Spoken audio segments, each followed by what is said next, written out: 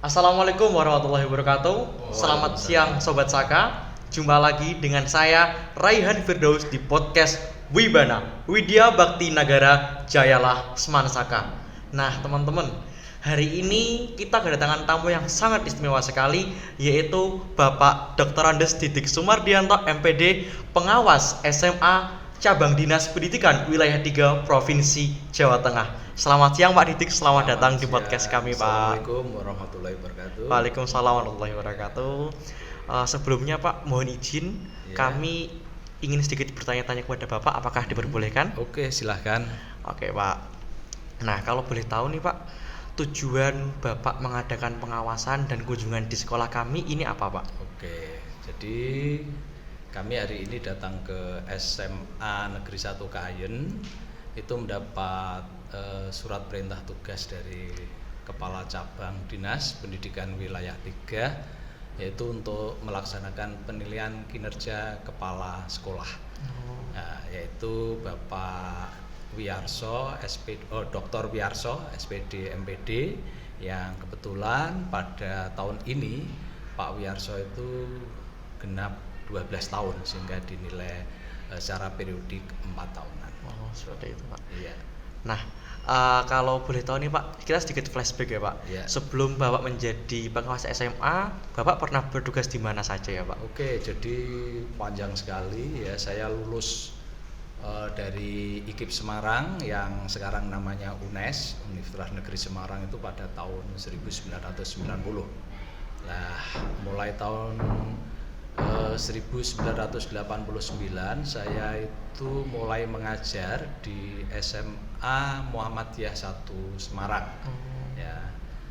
Kemudian pada tahun 1995 saya mendaftar CPNS untuk kesekian kali dan alhamdulillah diterima dan ditempatkan di SMP Negeri Keramat 2 Kabupaten Tegal.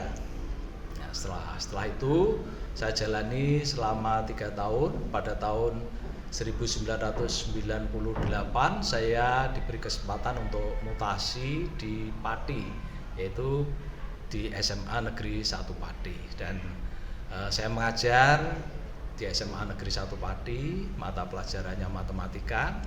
Dan pada tahun 2012 pada bulan Desember saya diangkat menjadi pengawas mata pelajaran matematika SMA di Dinas Pendidikan Kabupaten Pati. Nah, setelah berlakunya undang-undang bahwa pendidikan menengah dan pendidikan khusus itu di bawah naungan Provinsi Jawa Tengah, pada tahun 2017 saya menjadi pengawas Dinas Pendidikan dan Kebudayaan Provinsi Jawa Tengah dan ditempatkan di wilayah Pati yang dulu namanya BP2MK dan sekarang menjadi cabang Dinas Pendidikan Wilayah 3. Oh, seperti itu Pak. Berarti kalau di Jawa Tengah itu cabang dinasnya banyak sekali ya Pak? Banyak, ada 13. Dan 13, Pati, Kudus, Rembang itu di cabang Dinas Pendidikan Wilayah 3. Ya. Oh, seperti itu Pak. Ya. Nah, tadi kan Bapak sempat berkeliling di sekolah kami nih Pak. Kalau boleh tahu nih Pak, apa kesan Bapak terhadap sekolah kami? Oke, jadi saya dulu pernah menjadi pengawas pembina di SMA ini, dan sekitar tahun 2000 sebelum 2016 ya, masih di kabupaten kalau tidak salah, dan ini tahun 2024 itu perkembangannya sangat luar biasa, tidak hanya fisik ya, lingkungan, kebersihan sekolah ya, keindahan, kerindangan itu sudah ada peningkatan yang luar biasa. Sekarang SMA Negeri 1 Kayen ini menjadi salah satu sekolah yang apabila kita masuk Kota Pati dari wilayah selatan itu kita sudah disuguhi sekolah yang luar biasa ya. Semoga saja anak-anaknya juga gitu ya, bapak ibu gurunya juga ikut luar biasa. Tapi peningkatan luar biasa terutama masalah kebersihan, masalah keindahan dan lain sebagainya. Iya Pak. Dan tentunya alhamdulillah sekolah kami mendapatkan banyak brand Pak. Iya. Seperti sekolah Ayo Rukun, Nah, Adiwiyata, dan iya. itu salah satu penunjang kesuksesan di sekolah kami gitu Pak. Oke, Nah iya. tentunya setiap sekolah kan pasti ada kelebihan dan kelemahan Pak. Menurut Bapak kelebihan dan kelemahan yang dimiliki SMA kita itu apa Pak? Oke, gini untuk kelebihannya banyak sekali ya, kecuali sarana prasarana yang saya kira untuk ukuran sekolah di tingkat kabupaten itu sudah luar biasa ya. Demikian juga saya lihat, saya amati di media sosial dan lain sebagainya, prestasi SMA Negeri 1 Kayen itu sudah ada peningkatan yang luar biasa. Sering Pak Wiarso itu mengirimkan laporan di komunitas kepala sekolah yang diikuti di cabang dinas itu tentang prestasi-prestasi setiap minggu, setiap itu ada saja prestasi yang diraih oleh SMA Negeri 1 Kayen ini. Ini sungguh merupakan kelebihan dari SMA Negeri 1 Kayen. Dan juga saya lihat ya agak kalau dulu Kayen ini kan terkenal dengan nyun sewu ya, daerah yang istilahnya kalau coro anu niku sangar. Tapi setelah kita melihat SMA Negeri 1 Kayen, ternyata hal yang semacam itu tidak kami temui. Entah anak-anak sopan sekali, tadi saya lewat sama Pak Wi, anak-anak juga dengan karakternya yang baik, menyapa, mengucapkan salam, mengucapkan selamat pagi, tersenyum, itu hal yang sangat membanggakan. Sedangkan untuk hal yang masih perlu ditingkatkan, yaitu terutama di sini adalah prestasi-prestasi akademik, utamanya berjenjang. Itu memang tidak bisa 1-2 bulan atau 1-2 tahun, tetapi harus dimulai ya, kecuali prestasi berjenjang, juga prestasi anak-anak dan peningkatan karena kita masuk SMA itu kan ingin melanjutkan ke pendidikan tinggi. Betul Pak. Nah, di sini tingkat anak-anak yang ingin melanjutkan itu masih perlu ditingkatkan. Ya, betul, Nah, betul. ini bagaimana sekolah ya, kerja keras dari pihak kepala sekolah, Bapak Ibu guru, dan juga selalu bermitra dengan orang tua agar bagaimana anak-anak SMA Kayen ini yang melanjutkan ke pendidikan yang lebih tinggi, entah itu di perguruan tinggi negeri atau di kedinasan atau yang lain, itu lebih meningkat. Karena saya yakin pendidikan itu bisa memutus garis kemiskinan. Nah, ini yang selalu saya yakini.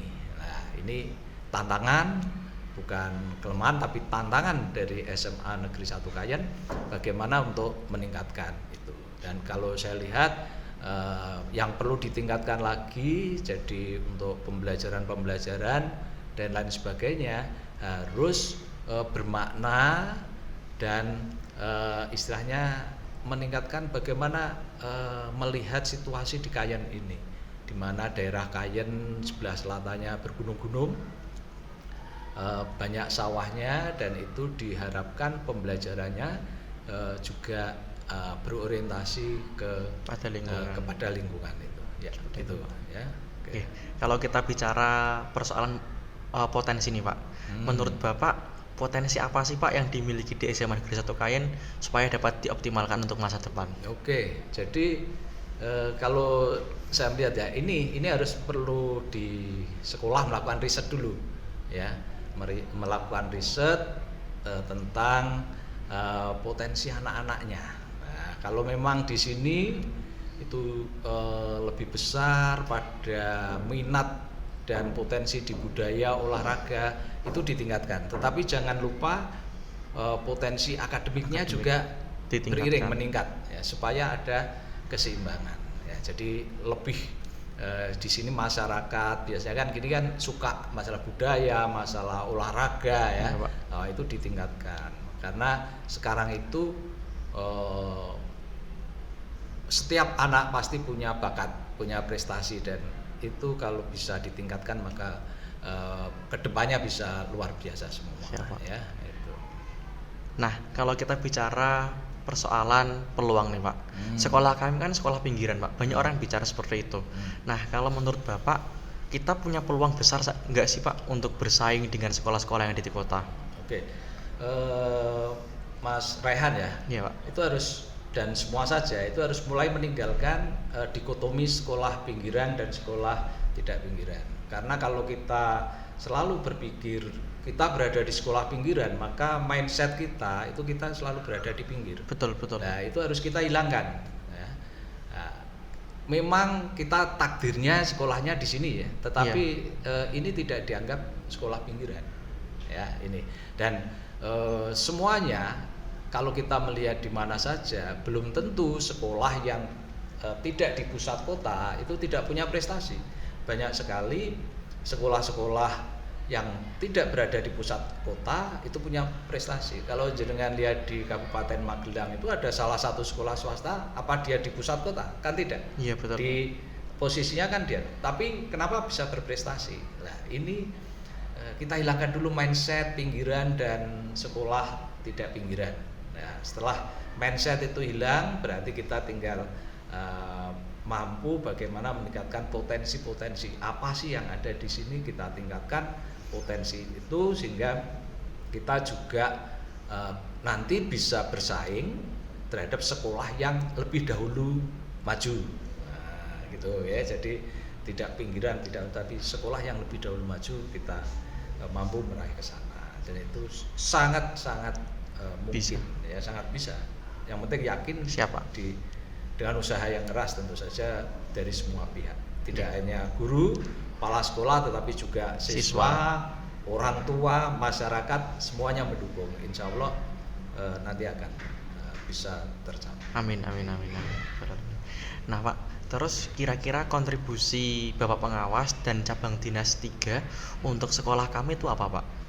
Oke, kebetulan saya tidak menjadi pengawas pendamping atau pengawas pembina di sini ya, tapi banyak sekali sebetulnya kontribusi pengawas ya.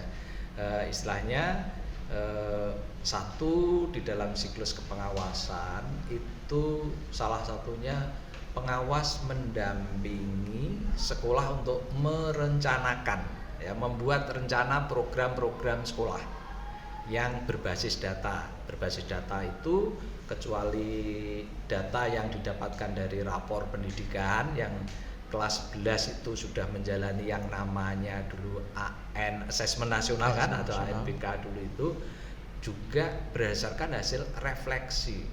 Nah, di hasil refleksi, hasil evaluasi, hasil masukan dan lain sebagainya dari semua pihak.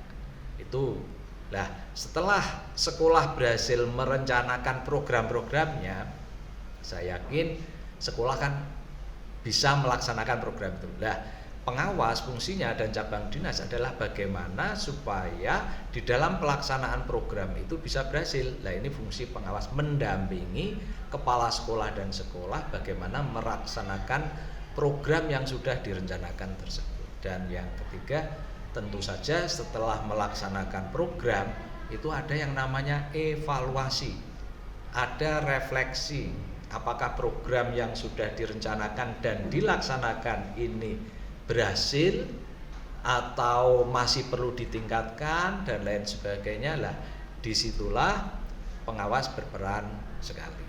Siapa? Ini. Nah, terakhir nih Pak, apa pesan untuk sekolah kita Pak? Oke. Ya, untuk SMA Kayen selalu berusaha untuk menjadi baik, menjadi lebih baik dan menjadi lebih baik. Istilahnya untuk SMA Negeri 1 Kayen, saya tahu tadi dari hasil wawancara dengan semua pihak, walaupun timnya sudah bagus, tapi bentuklah suatu super tim.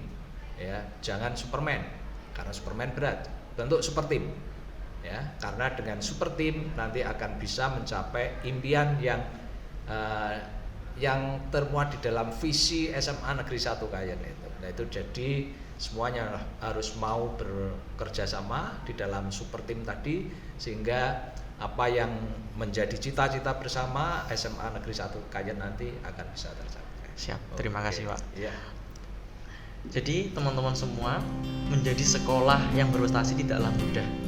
Menerima kritik, saran, dan masukan merupakan salah satu kunci keberhasilan sebuah sekolah yang berprestasi. Terima kasih Pak Didik sudah menyempatkan waktunya untuk berkunjung ke sekolah kami. Semoga Semansaka semakin jaya dan terus berprestasi. Oke, ya.